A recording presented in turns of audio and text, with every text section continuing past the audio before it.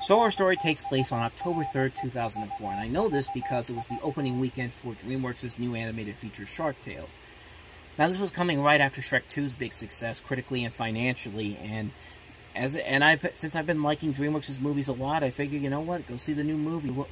It's got Will Smith as a talking fish and Jack Black. What's not to like? And at the time, I liked it, but this movie has a lasting impact with me because of what happened during that time. To basically sum it up, I went into the movie, had my popcorn, had my drink, went up to the top of the theater like I usually do. Was watching the movie, not much going on, so there was a point about, I want to say maybe about 30 to 45 minutes into the movie where I got up to go to the bathroom.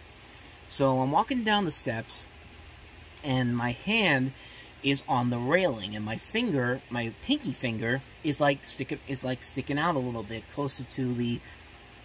I don't know what this piece is, but it's the thing that basically holds the railing to the building.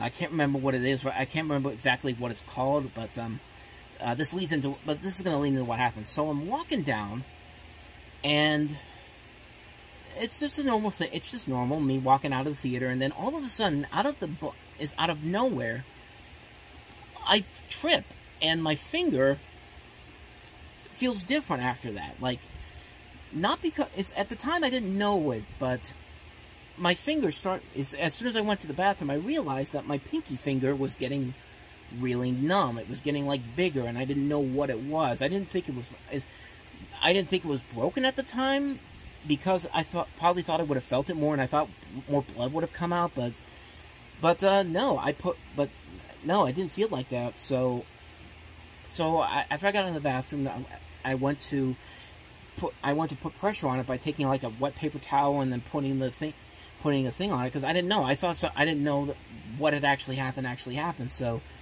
I went back into the movie theater. Like I said, this was about 45 minutes into Sharktale, and watched the rest of the movie. Left the theater. My mother came and got me, and she looked at my finger and realized that I had indeed broken my pinky finger watching Sharktale, and it's just like. And luckily, we have a doctor's office that was right across from where the movie theater was, and we had that doctor there so he looked at it. It was nothing too serious, though. It was like a broken finger, but I basically had to put on a splint is what I'm thinking of. So they gave me a splint, they put it on my finger, and I just had to keep it on there for a couple of weeks. I've been lucky enough that I've never had to go to the hospital for a long period of time for an emergency. Like, it's the biggest thing that ever happened to me to get close to a hospital emergency room was the one time when I realized I had an allergy to brown rice. I had some brown rice for dinner, and then a couple hours later, my face got all puffy, and so we went to the emergency room. They gave me some stuff to calm it down, and I was pretty much out of there within a couple of hours. And I remember the night this happened, because this happened around the time of the Beijing Olympics opening ceremonies, and that was on the TV playing in the background. So that's a night I remember. And neither of what I just mentioned was the worst thing that ever happened to me. But like I said, I've never had to go to the hospital for anything incredibly serious. But the one time I had a serious injury, this was about 8 years prior to me going into the hospital going to the emergency room for the allergy. This happened during a vacation to Ocean City. We went to Ocean City around 2000, and I think it was our first day down there. We'd been driving all day long. We were tired. We were waiting for our hotel room to get ready. So basically, we had some time to ourselves. So we thought, let's just go down to the beach. I was about 11 years old when this happened. My dad was exhausted because he was driving down the whole time, and my mother and my sister were out there. And I think we had family members there, too, as well. I don't know necessarily for certain if that was the case, but I think we did. But, so I'm going out into the ocean, and I'm going out farther than most people, than I would usually do. I was still out there where people were in the same line. There was a straight line. There were people in that same line area. There was nobody out incredibly far away, but there was still enough there where people could still see me and all that. And so I'm sitting out there, I'm swimming, I'm having a good time, and then all of a sudden I feel this stabbing pain in my foot. Like in the back of my foot, something got hooked onto me. And I should preface this by saying that I want to bring up the movie Jaws because I'd never seen the movie Jaws at that point.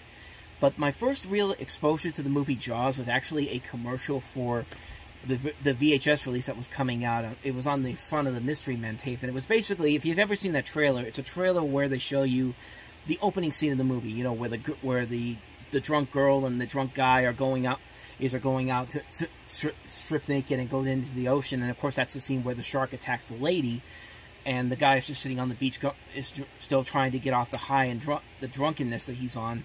And that was my first real exposure to Jaws, and this was only a few months before I went on vacation. So my first thought, and I'm not even kidding about this, I literally thought a shark just got me. I literally screamed at the top of my lungs. I swear I thought my life was over. This is the end of it all. Like, this is how my life ends, going out into the ocean and like a shark is about to eat me. But no,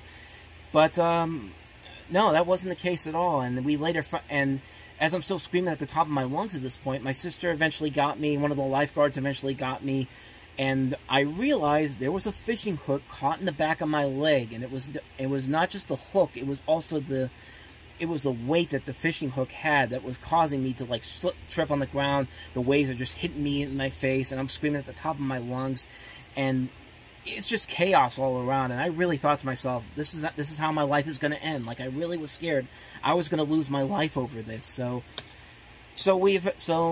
my dad eventually got us into the van that we rented out. So we went down to one of the I wouldn't say it's a hospital per se, it was an urgent care building. It was one of these buildings that they have every couple of streets, like there's a 75th Street one, and like all the different streets that are on Ocean City. And I don't remember which one we went into, but that's one of the. It's much smaller than a hospital. It's like about the size of a building. So we get inside of there, and I'm still screaming at the top of my lungs as this thing is like inside of me, and I'm feeling this pain and all that. I think I was in there for an hour or so as they were trying to pull it out of me, and it hurt. It really did hurt. It was one of the most excruciating, painful things I've ever had to experience. And so they took it out of me, and it basically kind of ruined my chances to going back into the ocean. So I basically was stuck in the hotel room for a good chunk of the time until my foot healed. My foot healed up pretty quickly, though. It wasn't like something that I was in a cast for a long period of time. No, I had crutches, and I did have bandages on me, but I wasn't in like a cast or anything. But I couldn't go into the ocean. I was basically stuck inside the hotel room for a good chunk of time that we were there. We'd go out on occasion, but I couldn't go into the ocean. I couldn't really go to the beach, so there was really no point of me going with this thing in me. And that really kind of bummed me out. And it did leave a lasting impact on me, so much so that I still have that hook. Not the hook, but the weight that was like really making me having struggles of staying on my feet. I still have that somewhere in my house. If I get a picture of it before I post this, I'll definitely show you what the thing looked like, because I still have it inside of a little cup that they gave me up there. I guess there's kind of a souvenir and a remembrance of what happened then. But it took me 12 years to actually get back in the water too. It actually took me 12 years to get back in there because we didn't go to Ocean City anytime after that, but we did go to the Outer Banks, my sister and I, along with our friends, and it was interesting going back in there for the first time. Because, you get those nerves coming back in there. You get those nerves like, okay, is this going to work? Okay, what's about to happen here? So, one foot in, other foot in, and almost immediately, I kind of got over it. And I've been back in the ocean several times. I've been to Ocean City a couple times since then. Actually, one time, actually. But I got over that pretty quickly. But that was the worst time I ever had. That was the worst injury I ever had. I've been very lucky in my life to not have a significant injury that's kept me in the hospital for a good number of days or weeks. It's only been at the very least an hour or two. So I've been very lucky in my life to not have that happen to me, and I hope that that's the case going forward. Now watch what happens. As soon as I put this up there, something bad's going to happen to me, and I end up going to the hospital for a long period of time. It's just common knowledge that that's what's going to happen.